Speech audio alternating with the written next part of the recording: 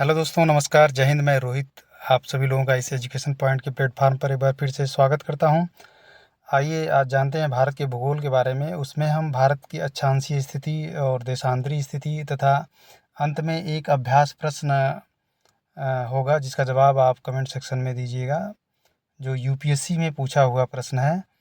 तो हम फटाफट शुरू करते हैं जानकारी को कि विश्व में भारत की स्थिति। इसमें हम सबसे पहले जानेंगे अक्षांश क्या है। तो भूपृष्ठ पर विषुवत रेखा से उत्तर या दक्षिण दिशा में स्थित किसी भी बिंदु की पृथ्वी केंद्र से मापी गई कोणीय दूरी को अक्षांश कहा जाता है।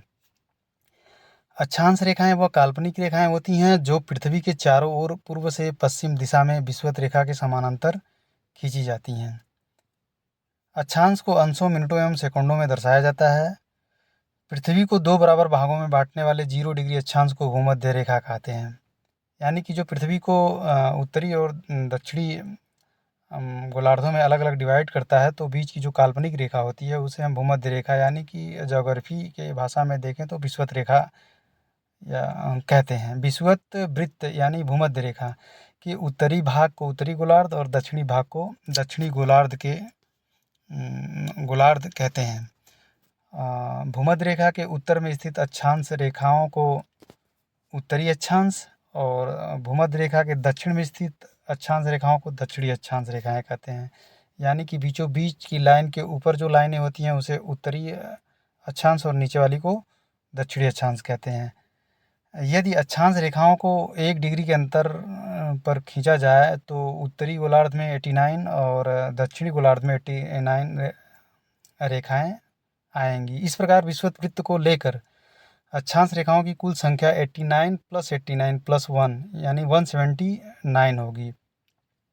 ये इम्पोर्टेंट है, पूछ सकता है कि कितने अक्षांशीय लाइनें कितनी होती हैं। तो विषुवत वृत्त से ऊपर 89 और विषुवत वृत्त से नीचे यानी विषुवत रेखा से नीचे 89, तो 89 ये 89 उत्तर की तरफ और +1 विषुवत रेखा, कुल मिला के 179 होगी। किन्हीं दो समांतर अक्षांशों के मध्य की दूरी लगभग 111 किलोमीटर होती है। यानी कि दो पैरेलल लाइन जो अक्षांश की होती है उसके बीच की जो वास्तविक दूरी होती है वो 111 किलोमीटर होती है। भूपृष्ठ पर उत्तरी ध्रुव एवं दक्षिणी ध्रुव को मिलाने वाली काल्पनिक रेखा जो पृथ्वी को दो बराबर भागों में बांटती है उसे प्रधान यामोत्तर रेखा कहा जाता है, यानी ग्रीनविच टाइम्स कहा जाता है। यह रेखा लंदन के ग्रीनविच शहर से होकर गुजरती है। प्रधान यामोत्तर रेखा को 0 डिग्री देशांतर भी कहा जाता है। प्रधान यामोत्तर के पूर्व एवं पश्चिम में उत्तरी ध्रुव एवं दक्षिण को मिलाने वाली काल्पनिक रेखाओं को देशांतर रेखा कहा जाता है। यानी कि अगर हम ग्लोबल को देखें तो उत्तरी ध्रुव और दक्षिणी ध्रुव को मिलाने वाली रेखा जो काल्पनिक रेखा होती है उसको हम देशांतर या यामोत्तर जो भी है उसको हम कहते हैं, देशांतर रेखा के नाम जानते हैं। देशांतर रेखाएं समांतर नहीं होती हैं, यानी वो कम और ज़्यादा होती हैं। ध्रुवों से विषुवत रेखा की ओर बढ़ने पर देशांतर रेखाओं के मध्य की दूरी बढ़ती जाती है। यानी कि अगर हम विषुवत रेखा की तरफ आएंगे तो नीचे जो है दूरियां बढ़ती जाती हैं। दोनों ध्रुव से अगर हम बीच की तरफ आएंगे विषुवत रेखा की तरफ, तो विषुवत रेखा पर देशांतर रेखाओं के बीच अधिकतम 111.33 किलोमीटर की दूरी होती है।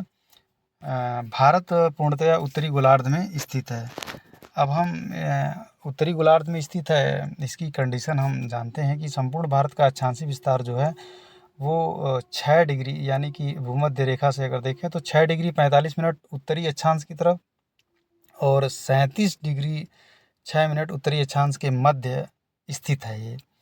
इसकी मुख्य भूमि 8 डिग्री 4 मिनट उत्तरी अक्षांश से 37 डिग्री 6 मिनट उत्तरी अक्षांश तथा 68 डिग्री 7 मिनट पूर्वी देशांतर से यानी पूरब की तरफ हम जा रहे हैं 97 डिग्री 25 मिनट पूर्वी देशांतर के बीच में फैली हुई है। ये रही ग्लोब पर भारत की स्थिति। उष्णकटिबंधीय क्षेत्र का विस्तार अगर हम जानें तो 23 डिग्री 30 मिनट उत्तरी एवं दक्षिणी अक्षांशों के मध्य, अतः भारत का विस्तार उष्ण एवं उपोष्ण दोनों कटिबंधों में स्थित है। जैसा कि आप सभी लोगों को पता है कि भारत को 3 कटिबंधों में बांटा गया है, तो जिसमें हम उष्ण एवं उपोष्ण दोनों कटिबंधों में आते हैं जो हमारी जलवायु है। ध्यातव्य है कि निम्न अक्षांश 0 डिग्री से उच्च अक्षांश 90 डिग्री की ओर जाने पर दिन और रात की अवधि में अंतर आता है। उत्तरी गोलार्ध में अक्षांश का प्रभाव दक्षिण से उत्तर की ओर दिन और रात की अवधि पर पड़ता है। अब हम एक नज़र अभ्यास प्रश्न पर डाल लेते हैं, जो यूपीएससी में पूछा हुआ प्रश्न है। सिक्किम से गुजरने वाला अक्षांश निम्नलिखित में से किस एक से भी होकर गुजरता है? 4 ऑप्शन है। Option number 1 Rajasthan, option number B Punjab, option number C Himachal Pradesh और ऑप्शन नंबर डी जम्मू एवं कश्मीर। जिसमें से एक ऑप्शन सही है, जिसका उत्तर आप कमेंट सेक्शन में दें। यदि कोई क्यूरी हो तो वहाँ बताएं, तथा इसका अगर पीडीएफ आपको चाहिए तो इसके वीडियो के डिस्क्रिप्शन में जाके सबसे नीचे लिंक को क्लिक कर इसका पीडीएफ डाउनलोड कर सकते हैं। तो उम्मीद करता हूँ जानकारी अच्छी लगी होगी। अच्छी लगी हो तो ज़्यादा से ज़्यादा लाइक और शेयर करें, ताकि सभी लोगों तक ये जानकारी पहुँच सके। और वीडियो को ध्यान से देखने के लिए बहुत बहुत धन्यवाद।